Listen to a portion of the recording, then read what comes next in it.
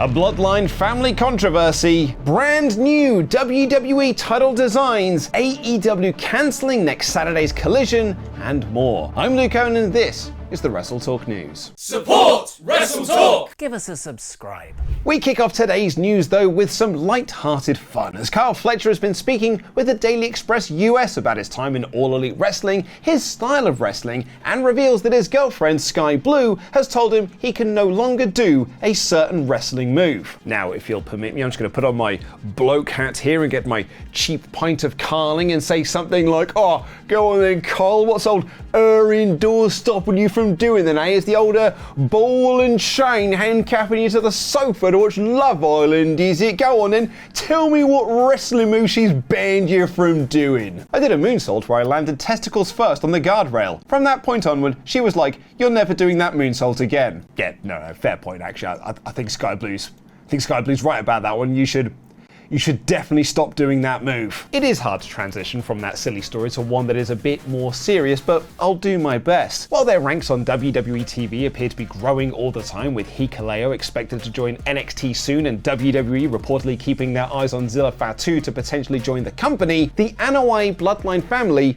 is still proper massive outside of WWE. Ollie Davis did a full video breaking it down on just how massive it is and how it does not include Samoa Joe. And one of those family members, Journey Fatu, the brother of Jacob Fatu, has been reported missing by his tag partner Juicy Finau. Juicy posted a missing poster for Journey on Twitter using the hashtag Where's Journey along with a hotline number. This post of course gained some traction, with several people passing on their well wishes to Journey, especially given the real world situation of Hurricane Helen. But sometimes those real world things can interfere in wrestling world things, because Journey Fatu is not missing. It turns out this was all a work, a storyline that Finau and Fatu have been working on for some time, but decided to launch it at the worst possible time. Once it was revealed it was an angle, the QR code on the missing poster revealed it was a storyline, Chris Hero called it out on Twitter in a now deleted tweet saying, "To anyone involved in this, you should be ashamed of yourselves. Deleted, apologize, and never do dumb S like this again. I'm so embarrassed to see this, especially when loved ones across the country are actually missing from a very real tragedy. Shame on anyone for sharing this in an effort to push a dumbass storyline." While Hero did delete that tweet, he has retweeted others calling out the angle. Finau himself has now posted on Twitter, "First and foremost, I want to apologize for any emotional damage and distress I have caused with the following Journey angle. We've been working on this story since early August for our home promotion. Unfortunately, I wasn't aware of the situation that is currently happening in the real world. I want to apologize for my ignorance to current world events. I am sorry. To those I have offended with this, I apologize sincerely. This was only meant to be a story and it blew up. I am sorry." Finau has deleted the post with the missing poster, hotline and QR code, but is continuing to run the angle. In an effort to lighten the mood somewhat, Ollie and I recently posted our exclusive review of TNA Turning Point 2006 over at patreon.com/WrestleTalk, the second in our 5-part series looking at TNA's most successful rivalry, Samoa Joe versus Kurt Angle. But while that is all well and good, and Angle and Joe is great, we're mostly enjoying the Voodoo Kin Mafia. Get it? VKM. Yeah, it was Road Dogg and Billy Gunn firing back at WWE for redoing DX and making it lame, and it led to this moment on the most recent show. Notes from a BG James press conference last week. What? They did a press conference? He did a press conference to address all of the things that are going down. This is coming This is coming off the back of the $1 Million Challenge. So this is after Turning Point. Yeah. All right. Well, we haven't covered Turning Point yet.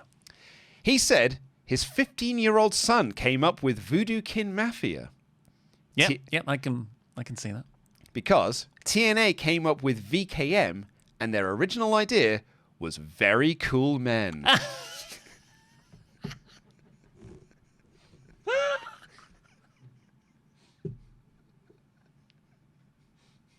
This sounds like an absolute mess. Wait, is the press conference set that... Yeah, it was separate to the tapings. And where was it? I don't know, it just says BG James press conference. Who was there? Press.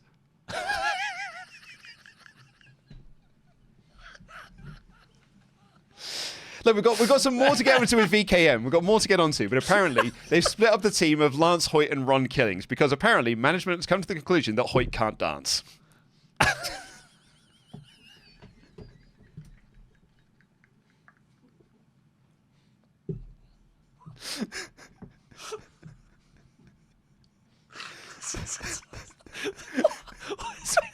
It's been 3 weeks. We just finished Genesis. Yeah. It was like really good. They've lost their minds. Yeah. Doing 2-hour shows in 1-hour chunks. Lance Hoyt.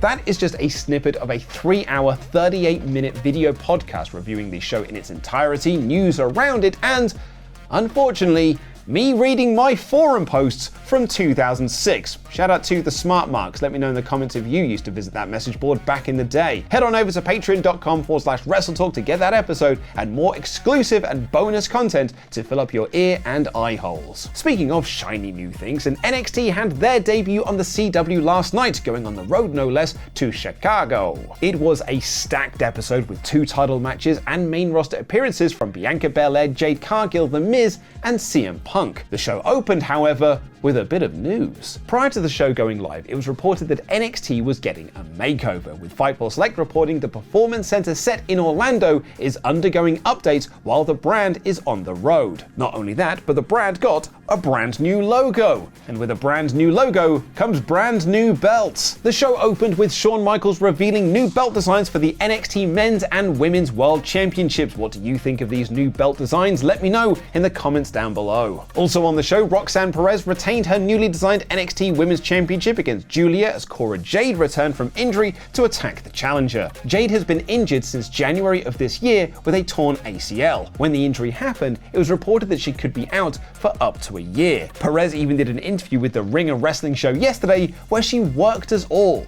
noting that Jade could be back in a month's time. Well played, Perez. Also on the show, Wesley defeated TNA's Zachary Wentz in a street fight. The Miz hosted a talk show segment with Tony D'Angelo and Obafemi for their title match next week, and Fatal Influence beat Jada Parker and Lola Vice. Kalani Jordan was then backed up by Belair and Cargill to take out Fatal Influence. We got a video package for the upcoming debut of Delta, and the main event saw Trick Williams win back the NXT Championship from Ethan Page, with CM Punk as the special guest referee. Punk gave Page the GTS as Trick was celebrating his title win. Unlike SmackDown, there was no overrun for NXT on the CW, and Corey Brennan of Fightful Select reported overruns are not expected on CW. He also reported, we're told that scenes backstage have been very busy throughout the day, and that there were revised rundowns handed out close to showtime. In a separate report, Brennan also cleared up some potential misconceptions about NXT's move to the CW. Over the weekend, fans noticed that CW's listing for NXT had it as TV-14, while it was previously listed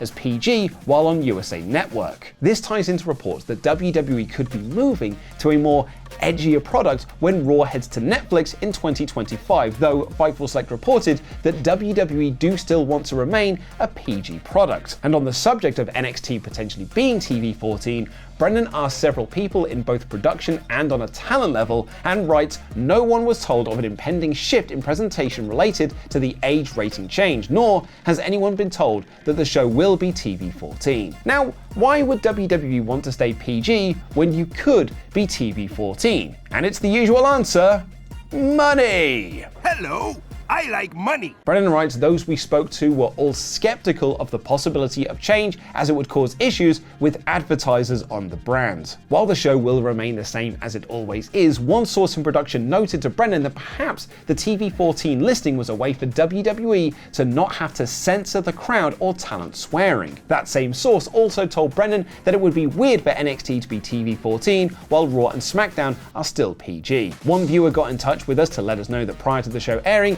NXT was listed as a PG show on the CW. Shout out to Christopher Holson for getting in touch. Dave Milton noted of NXT on CW, whatever the number NXT gets tonight, CW has only had 9 shows top 0.10 this year, and the highest is 0.15, so it would be a shock if it's not the network's top-rated show all year. It being the debut show, with appearances from main roster talents coupled with how hot NXT has been as of late, the rating is expected to be a good one. And the same can be said for Monday Night Raw, although it wasn't at first, as Nielsen originally published that the show did 1.27 million viewers. While this made sense given the strong football competition, it would be the lowest figure for a regular episode of Raw in the show's history. However, it was revealed about an hour later that this number was just the live viewership and did not take DVR numbers into consideration, which means this week's Raw actually did 1.52 million viewers, which is a very strong number given the very strong competition. WrestleNomics report that CM Punk and Drew McIntyre's Hell in a Cell segment was the highest point, pulling in 1.75 million viewers. The main event of Braun Strowman and Bronson Reed did around 1.45 million viewers and was all kinds of awesome, but did come with a cost. Brian Alvarez reported via Wrestling Observer Live that Strowman was injured during the match, potentially tearing his groin following a Samoan drop from Reed. Should have listened to Sky Blue. It was just before Strowman knocked Reed off the apron through some chairs, where it looks like he could barely walk, let alone run. Alvarez notes he knocks Reed off the apron, and there was a long period where he was just kind of laid in the corner, and there were refs furiously communicating to the back. Lastly for today, and though speculation is running wild on social media that AEW's new TV deal with WBD will be announced today or on tonight's Dynamite, there is also a question mark over next week's Collision. Next Saturday is WrestleDream, and it's unlikely AEW would counter-program their pay-per-view with themselves. Dave Meltzer noted that there was still no confirmed answer on what will happen to that episode of Collision. He notes that next Tuesday, when AEW was moved from Wednesday nights because of baseball and will go head-to-head with NXT, they are set to tape Dynamite and Rampage as per usual, with no current plans to tape Collision matches. Meltzer speculates that perhaps Collision could be part of a 3-hour block with Rampage, which it did on the weekend of All Out, but that would require them to tape some matches. However, he reports sources in the company have said that most likely at this point there will be no Collision show on Saturday the 12th. That's all from today, but check out patreon.com/WrestleTalk to get that exclusive podcast review of TNA Turning Point 2006, and you can get a taster of what WrestleTalk Extra looks like by watching our review of WWE Royal Rumble 2014 by clicking the video on screen.